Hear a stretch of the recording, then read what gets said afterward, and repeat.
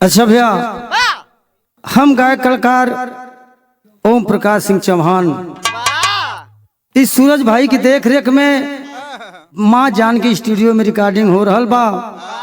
हमारे साथी सहयोगी भाई लोगों के देख रेख में हमके आशा ना विश्वास बा ई बिरहा आप लोगों के जरूर पसंद आई।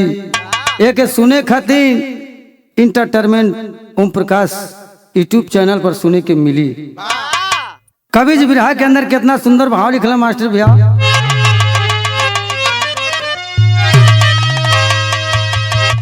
कि आंसुओं से लिखा कोई अपनी कहानी,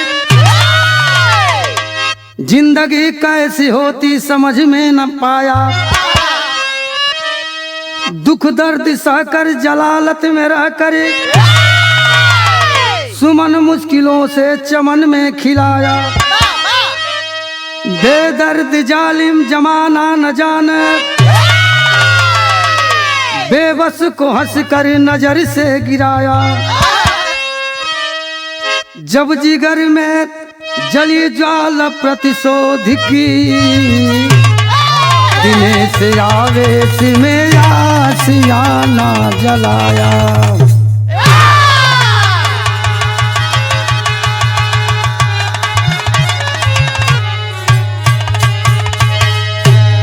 कितना सुंदर कवि जी बात लिखलन। आंसुओं से लिखा कोई अपनी कहानी, जिंदगी कैसी होती समझ ही न पाया। दुख दर्द सहकर जलालत में रहकर सुमन मुश्किलों से चमन में खिलाया। बेदर्द जालिम जमाना न जाने, बेबस को हंसकर नजर से गिराया। जब जिगर में जली ज्वाला प्रतिशोध की, दिने से आवेश में अपना आशियाना जलाया। यहाँ एक लाइन गजल बा। का गजल का लाइन है मास्टर साहब?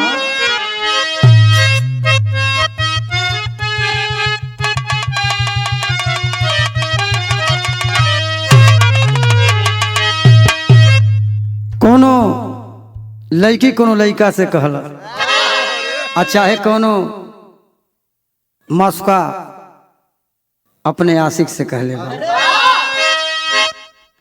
कि मैं नाज हुस्न हूँ और तू मेरा एहतराम करो। अरे जवानी नाम है, जवानी नाम है मेरा, मुझे सलाम करो। जवानी नाम है,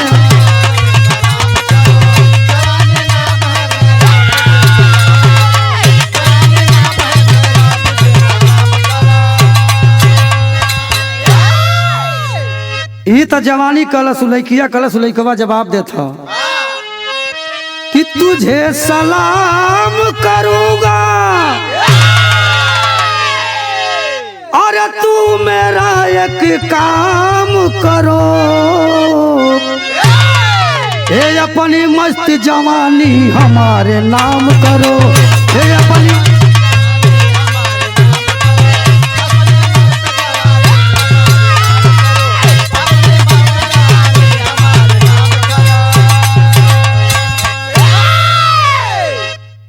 तो गीत रहल, गजल रहल।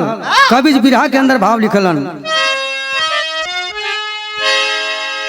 कि जमाना जल रहा, अरे कोई भी ना परवाह करे। अरे सितम पर है सितम, अरे सितम पर है सितम, इसी से दिल याह भरे। सितम पर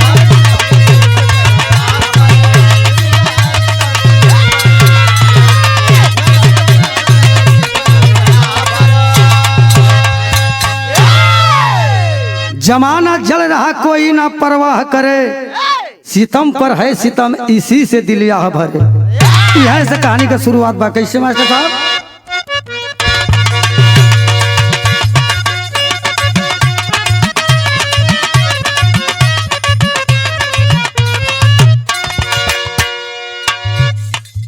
कोई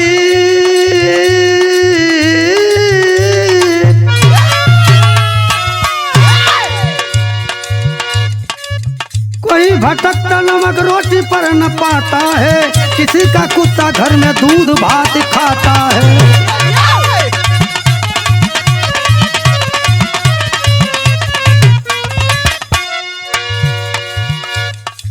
बड़ी बेदर्द इस जमाने की नजाकत है, किसी का कोई नहीं कर रहा हिफाजत है।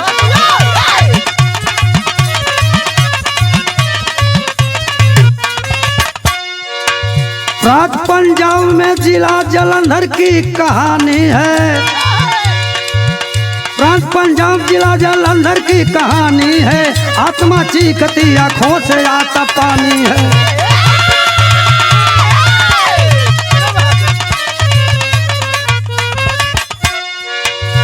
गरीब सामो उसी जालंधर में रहता था, किसी तरह से अपना गुजर बसर करता था।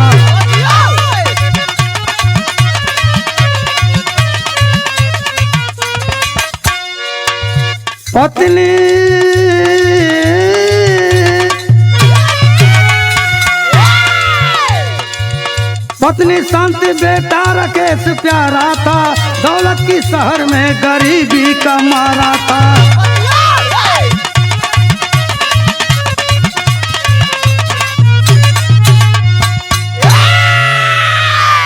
ए भैया, प्रांत पंजाब की कहानी बा जिला जालंधर। वही जिला जालंधर में रहे वाला एगो पति पत्नी अपन गुजर बसर करत हुवन। पति का नाम शामू, पत्नी का नाम शांति। कितना भगवान बढ़िया जोड़ी लगलो ने भैया। 100 से शामू और 100 से शांति। दोनों जाना के बीच में एगो बेटवा बा जेकर नाम बा राकेश। हंसी खुशी में दिन बीतत बा, गरीबी का समय बा। वो गरीबी में दिन बितावत हूँ, लेकिन कैसे बितावत हूँ एक गीत लगल।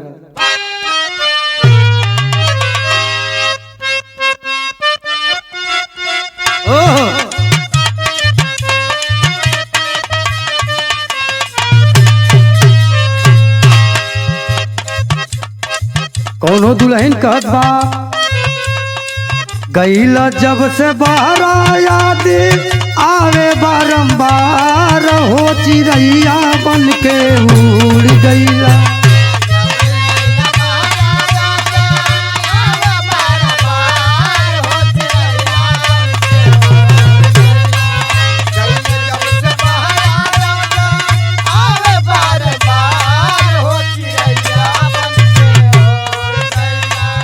राजा जी हमार हो चिड़ैया बन के उड़ गईले। राजा जी हमार हो चिड़ैया बन के उड़ गईले।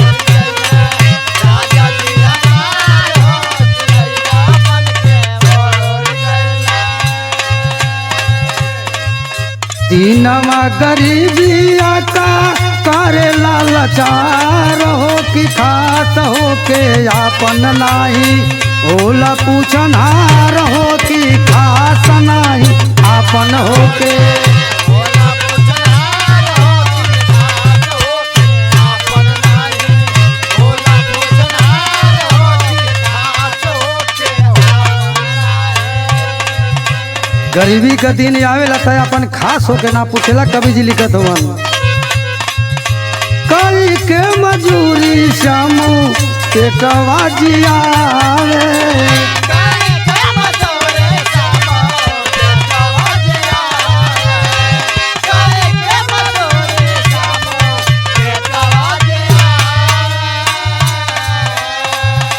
कोई सन नसीब हमर समझ न आवे।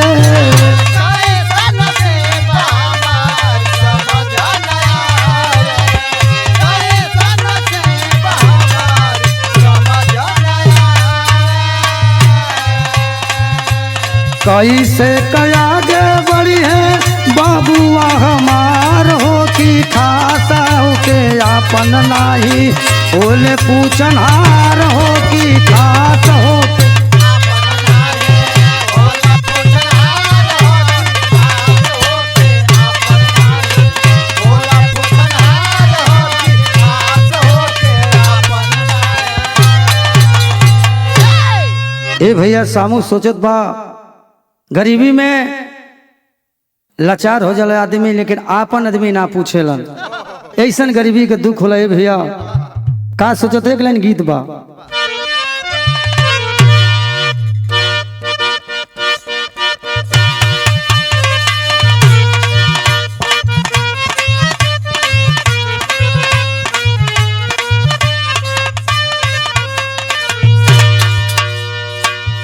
ये कोनो दुल्हन अपने दुल्हा के समझाओ थियो कि अब की बाजारे जाइए तो वो काम करिए। का करिए सैया अब की बाजारे जब जइहा एगो ले ले आइया ढिलही कहिया।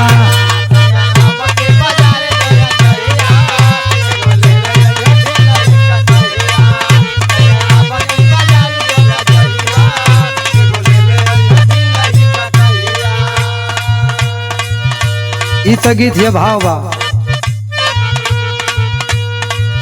एक दिन शाम हो गई ले बेताब हो,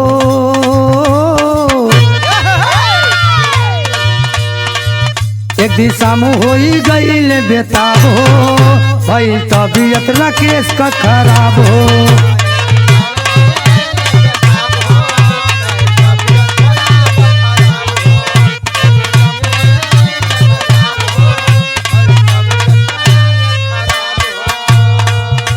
रामू बेताब हो गया बाबू। जीवन बेटवा राकेश रहलन उनका तबीयत खराब हो गई। सोचत हो घरवा में कहूँ ना पैसा रुपैया,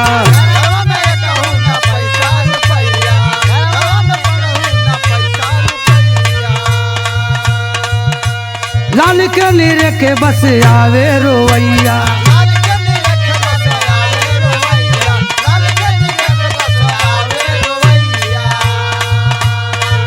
केहू सुने नहीं याद बजुआब हो, केहू सुने नहीं छठे बसरुआब हो, भाई तबीयत राकेश का खराब हो।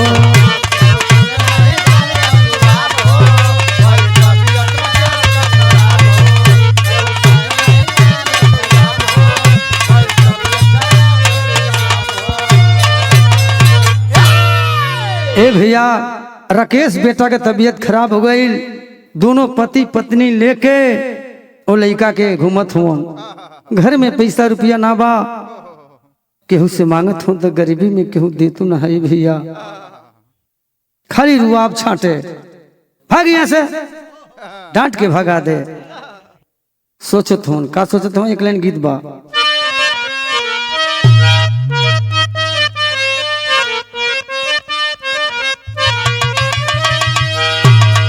लेकिन गीत से कितना बढ़िया कवि जी भाव लिखलन कि गोदिया में अर लेके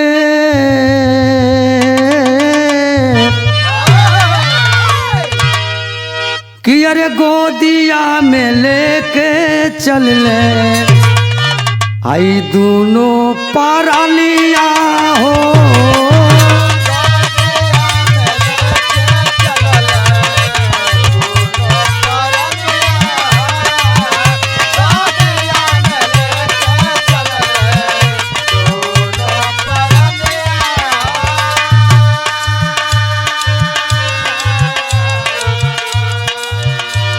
गोदिया में लेके चल ले और दोनों परालिया हो। घूमी घूमी काहे खाली, घूमी घूमी काहे खाली, सब से कहानिया हो।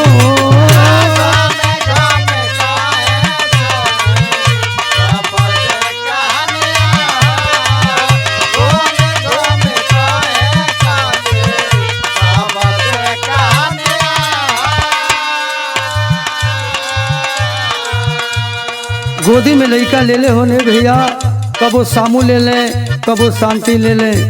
केहू के दरवाजे पर जात होन, सोचत होन कुछ पैसा मिल जाए, बेटवा का इलाज हो जाए, केहू देत ना बा। दोनों प्राणी घूम घूम के अपन विपद गावत हो, अपन कहानी बतावत हो। लेकिन भइल का केहू नाही सुने लोग डांट के भगावे।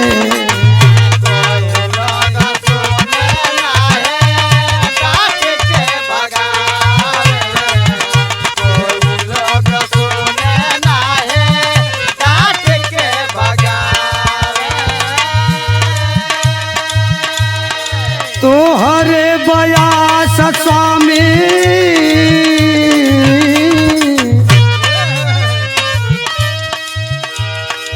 तोहरे बयास स्वामी इहे गोहरावे हो इहे गोहरावे।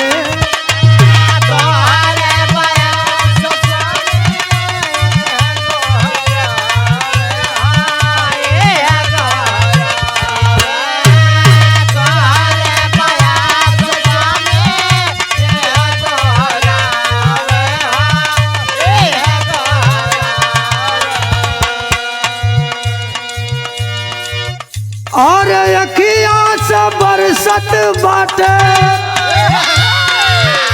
और जार जार पलिया भैया।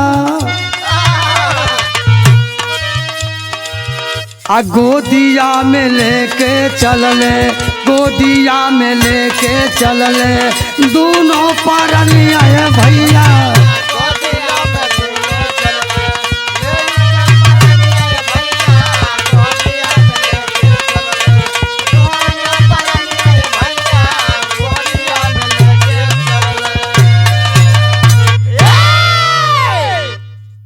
ए भैया गोदी में लइका लेके दोनों प्राणी घूमत हवन।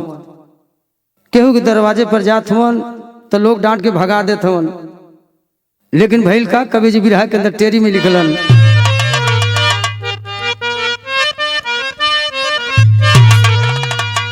कि कहानी कैसी जीवन की लिखी हो। कहानी कैसी जीवन की लिखी। अरे प्यासा जो है पपिया सेवाती का पानी अरे हो पानी अरे हो पानी।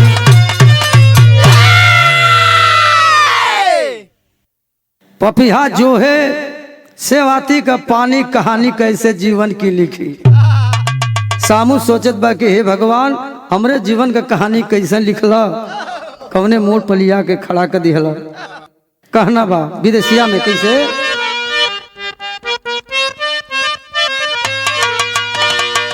गोदिया में सामू लेके अरे अपना सुगनामा हो अमनवा में आसी ले अइले डॉक्टरिया। आ डॉक्टर की पौवा पर अरे मथवा पटकी रोवे। हथवा के जोड़ी मोरी बचाई लालनवा कि डॉक्टर नीरदैया के अदया नहीं अइली हो। अलतवा से मारी के भगावे बेईमानवा। सामू निराश भइले अब बंद सब कर आस भइले। आ दुनिया के त्यागी चलले आ गोदी के सुगनावा।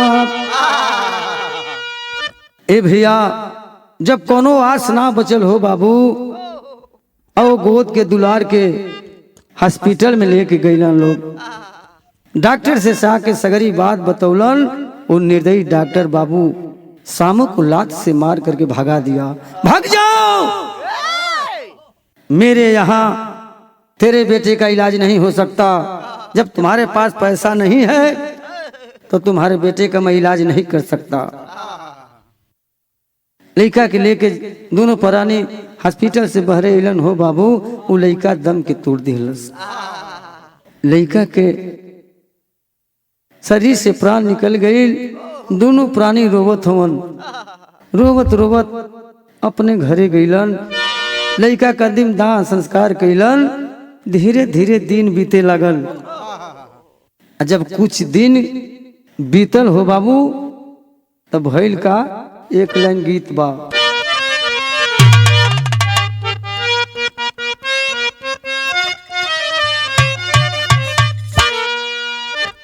कितना बढ़िया गीत लिखलन कवि जी कि प्यार बात जग में बहार बा। लिखे वाला लिखत हवन आ गावे वाला गावत हवन। ये समाज के समझावत हवन लेकिन पता नहीं समाज कहाँ चल जात हो। खाली गंदी गंदी गीत लोग गावत हो ना लोग सुनत हवन। कवि जी लिखलन कि प्यार बात जग में बहार बा। प्यार बिना जिंदगी बेकार बा हो।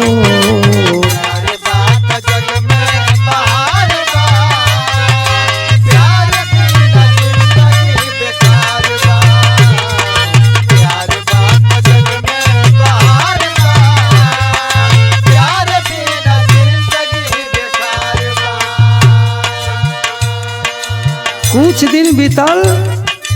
एक दिन वो डॉक्टर साहब का लड़का खेलत खेलत रोड पर आ गई हो बाबू।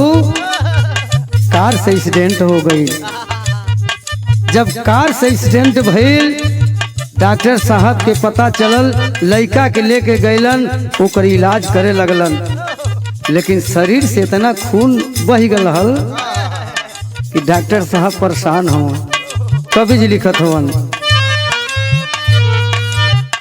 डॉक्टर के चिंता अपार बा।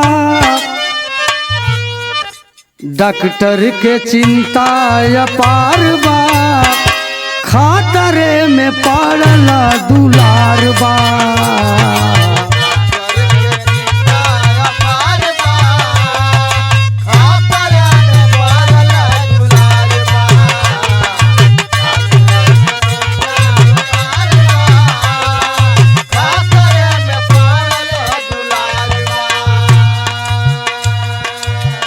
डॉक्टर साहब लड़का के इलाज करत हवन। खून काफी बह गईले के वजह से लड़का के तबीयत खराब बा। डरन डॉक्टर साहब के लगे के खूनवो देवे ना जा। भैल का ग्रुप नाही खूनवा के मिले।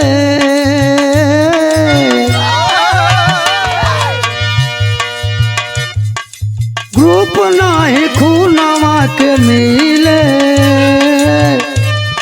मुँह में करे जाया के हिले।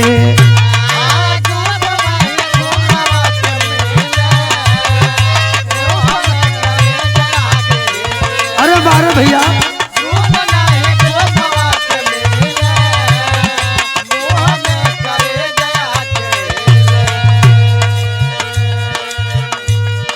चारों ओर भइल पर चार बार।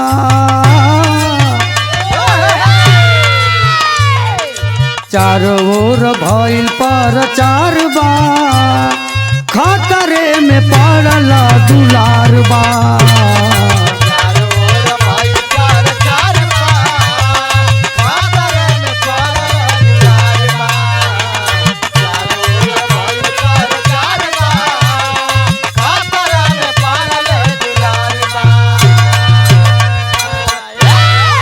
ए भैया वो लड़का के हालत डॉक्टर साहब देख के चारों ओर खबर फैला दिहलन लेकिन केहू खून नहीं खे देत। वो लड़का का तबीयत एकदम खराब हो जल जात बा।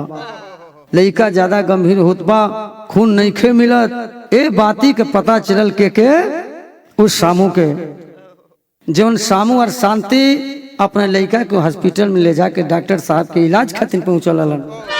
डॉक्टर साहब तो लात से मार के भगा दिहलन।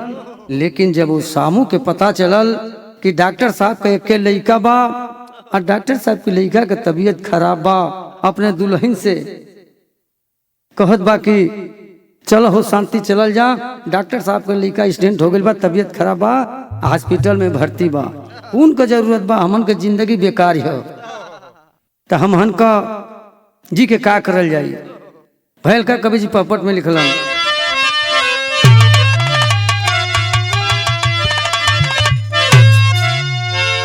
कि अरे चारों वरिया फैलल बा खबरिया खूनवा खातिर हो। अरे चारों वरिया फैलल बा खबरिया खूनवा खातिर हो। आ केहू न जाला देवे लागे डरिया खूनवा खातिर हो।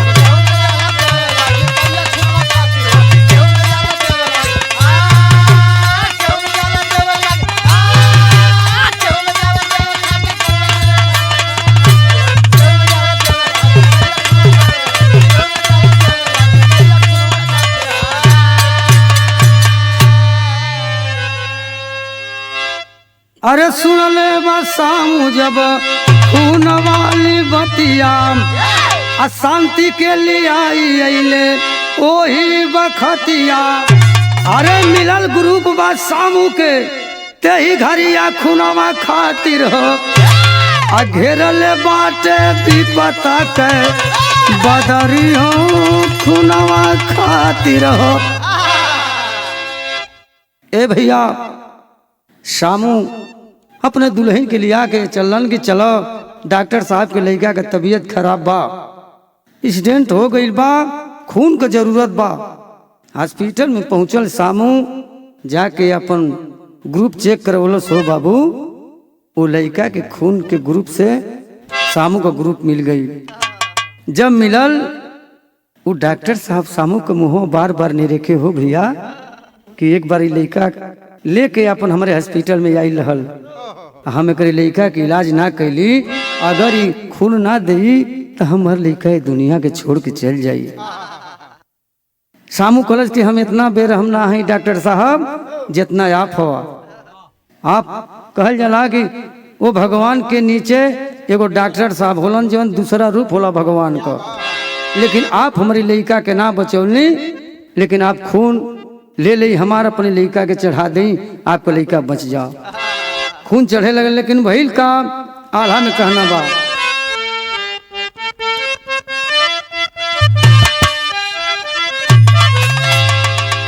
अरे ये बात समैया भैया अरे सबके नचावे जग में।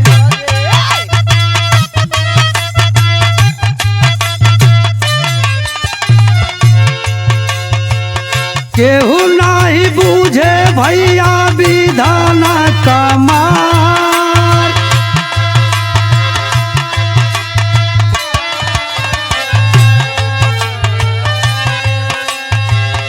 शामू का खूनवा डॉक्टर लाल के चढ़ावे भैया।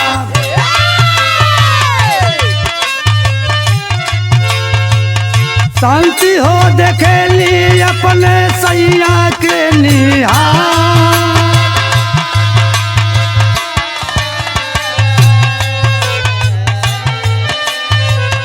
डॉक्टर बेदर्दी इतना खूनवा निकलले भैया।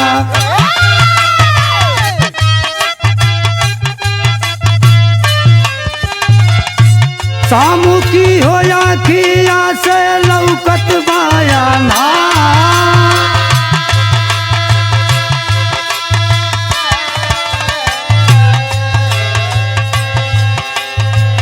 देखता देखता शामू जग से परैले भैया।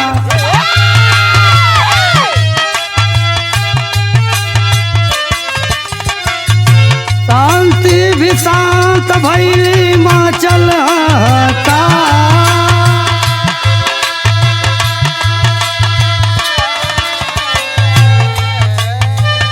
डॉक्टर कहे ना गलती हमारा से भैली बहिनी।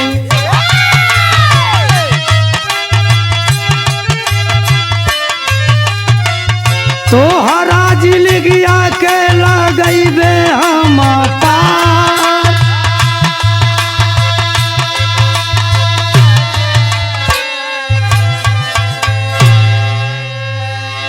शामू के खून का ग्रुप वो लड़का के खून से मिलल हो बाबू।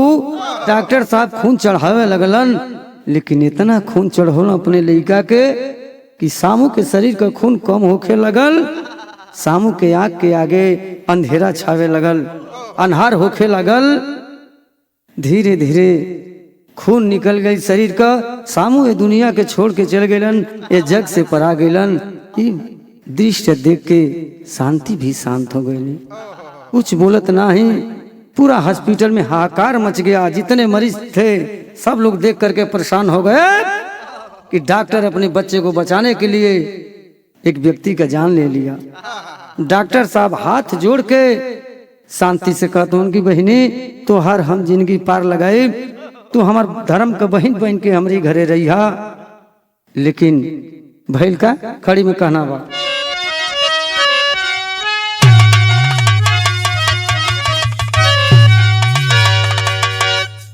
कि अरे रोवे डॉक्टरी, अरे रोवे डॉक्टरी, शांति के चरण पकड़ी,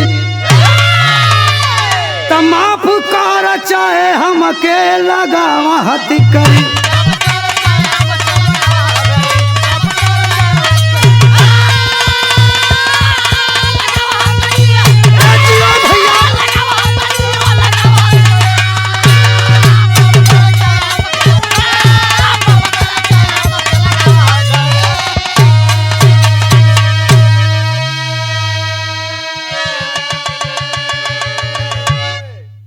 जाके शांति का चरण पकड़ लिया डॉक्टर साहब के बहिनी, चाहे हमके माफ करा चाहे हथकड़ी लगावो। लेकिन भैल का कि शांति बोली है दुनिया से अब न कौनो नाता, हमारो के दुनिया से ले चला विधाता।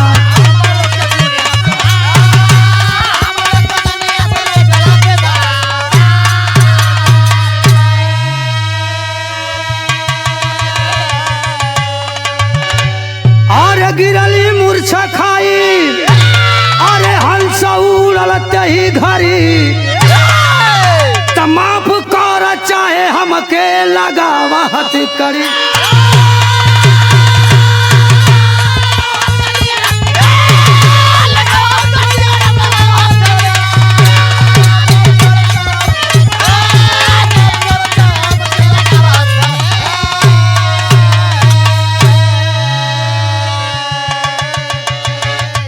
शांति रोवत है कि भगवान ये दुनिया के छोड़ के हमार पति जब चल गईलन तो ये दुनिया में हम जी के का करब। ये दुनिया से कोनो हमार नाता नहीं के, हमहू के ले चलो।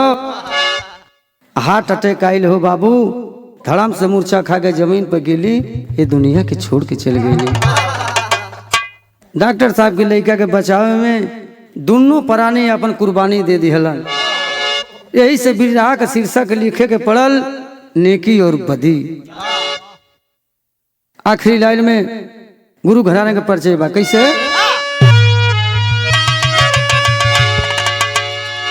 तो गुरु बिहारी गुरु गणेश, बुरा हुआ जमाना, कैसी हरि की लीला, अरे जेपी नंदलाल बिरहा के हुए दीवाना।